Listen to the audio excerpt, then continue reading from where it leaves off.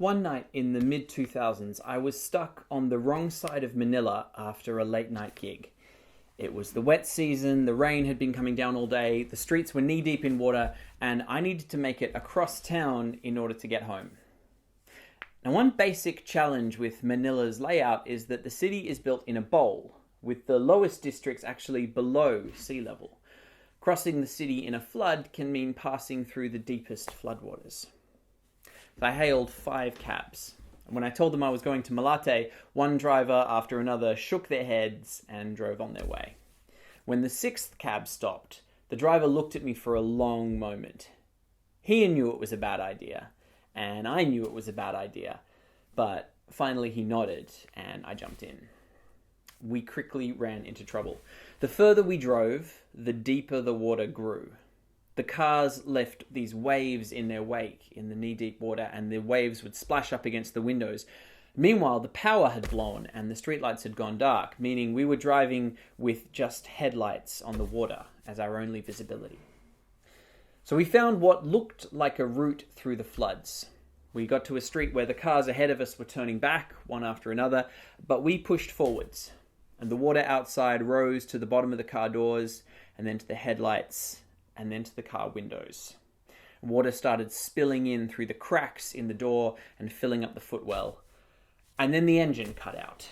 And then the wheels left the road. And we were floating in the darkness in a slowly sinking car with the water rushing in. Now, almost every city in the world is now encountering new conditions it was not designed for. Manila already struggles with frequent storms. It's hard to imagine how it will cope in the coming decades of rising sea levels and powerful typhoons. And my hometown of Canberra has always seemed fairly resilient, even in the prolonged drought of my teenage years. And then the bushfires of 2019-2020 revealed that the hills and valleys around Canberra are perfectly built to capture and retain the smoke from any nearby bushfires. Even when the city isn't in danger of burning itself, a bad bushfire season in the vicinity can make Canberra's air almost unbreathable for weeks at a time. My adopted home of London is perfectly designed for cold, rainy weather. Its small, well-insulated rooms become very claustrophobic when the weather turns warm. In the heatwave summer of 2019, the city became unbearable. I remember the scorching heat during the Extinction Rebellion protests, while the London Underground was basically a sauna, with people gulping breaths of cloying air in these cramped trains. All around us we see cities, buildings, systems, and infrastructure built for another era, an era that's already passed. And meanwhile, the future is already here, in the air that we're breathing right now. And Peter Brannan writes, a variation in the composition of the Earth's atmosphere of as little as 0.1% has meant the difference between sweltering Arctic rainforests and a half-mile of ice atop Boston. That negligible wisp of the air is carbon dioxide.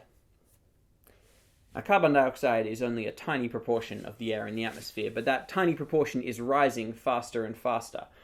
For the entirety of human civilization, CO2 was less than 200 parts per million.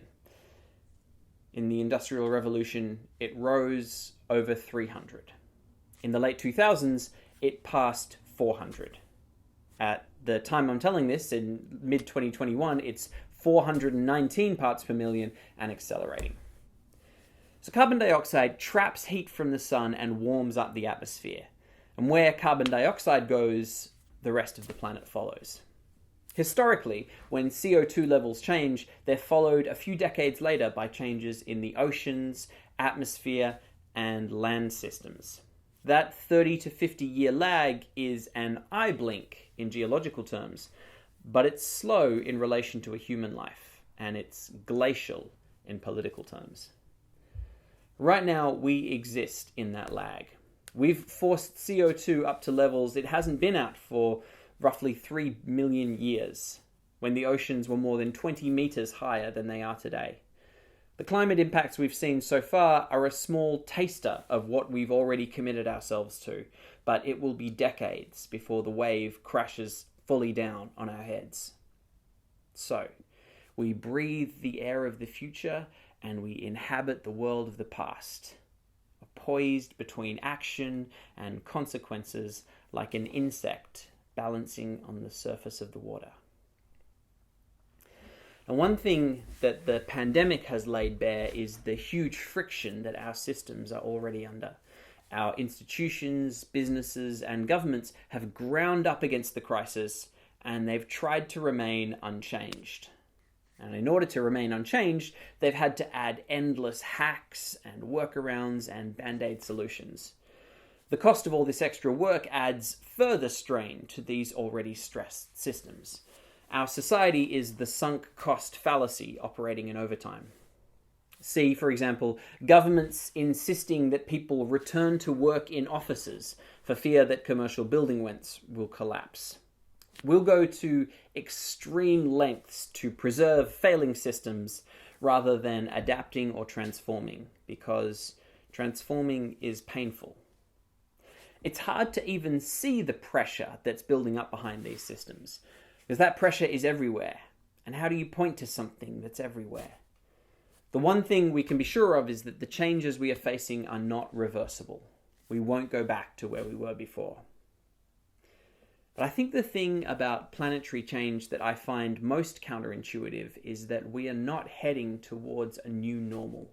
There's no new paradigm that we'll reach. The impacts of global change won't hit in one single burst, and nor will they hit in a smooth continuum. They are accelerating. That means the 2020s will be chaotic. The 2030s will be worse. The 2040s will be much worse. The 2050s will be vastly worse again, and the 2060s will be worse still. No one alive today is ever going to see a new normal, because as soon as the crisis has reached one level, it will escalate again. And that means that every time we reorganize our society and our lives to respond to some huge global shock, we'll have a small window before we're hit by another shock and have to reorganize again. And the size of those shocks will keep growing, and the time between them will keep shrinking. Depending on what we do now, we can change the size and shape of those shocks. And there is so much we can do. But what we can't do is stop the shocks from coming. So, like me, you were born at a moment in history where the planet of your childhood was much more stable than the planet of your old age. Your world will grow more chaotic and unpredictable the older you get. As Alex Steffen puts it, you and I and all the people we know live in a moment where learning how to move through a landscape stripped of its familiar reference points is an essential life skill. So we each need a way to make a sense of these changes in the context of our own lives. And there's no single way to get to grips with the crisis. Everyone grapples with it in their own way, and people will gravitate to the worldviews that make sense to them.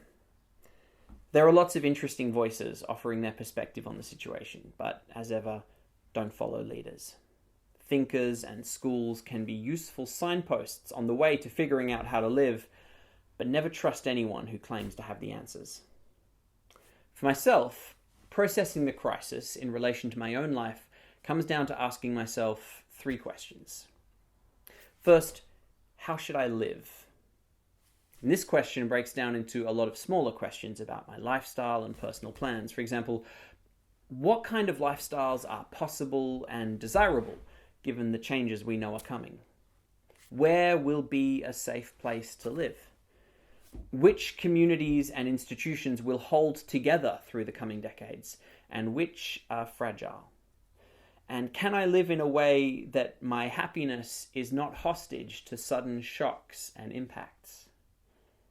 The second question is, how can I help? So for me, a big part of being hopeful is being useful.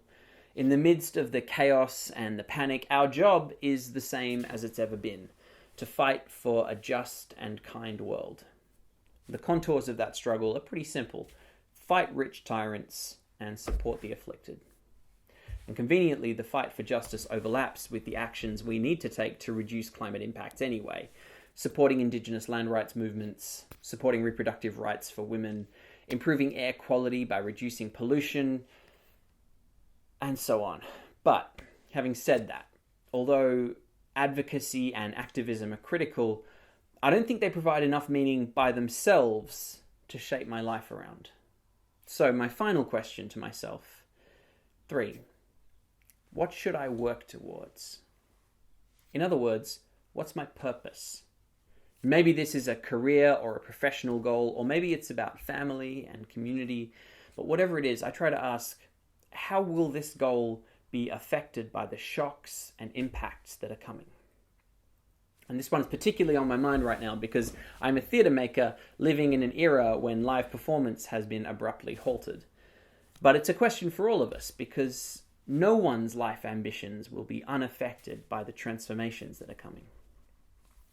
And there are no easy answers to any of these questions, but I'm trying to get better at the practice of asking them and of sitting in the uncomfortable headspace of not knowing. You see, the thing that I'm scared of most is not the shocks and the crises themselves. It's the fear that I might receive all these warnings and still fail to take heed.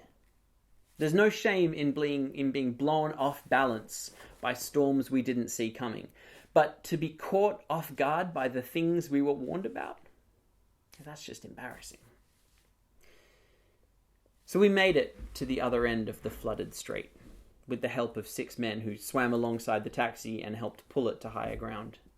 Once the wheels of the cab could touch the ground and the water was starting to drain out of the cabin, the driver and I looked at each other and shook our heads.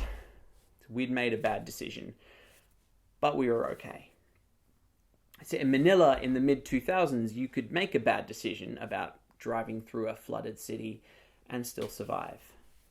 But in the coming decades, the room for error will grow ever narrower. So I'm trying to take time now to heed the warnings about what's coming and to make sense of what they mean for my life.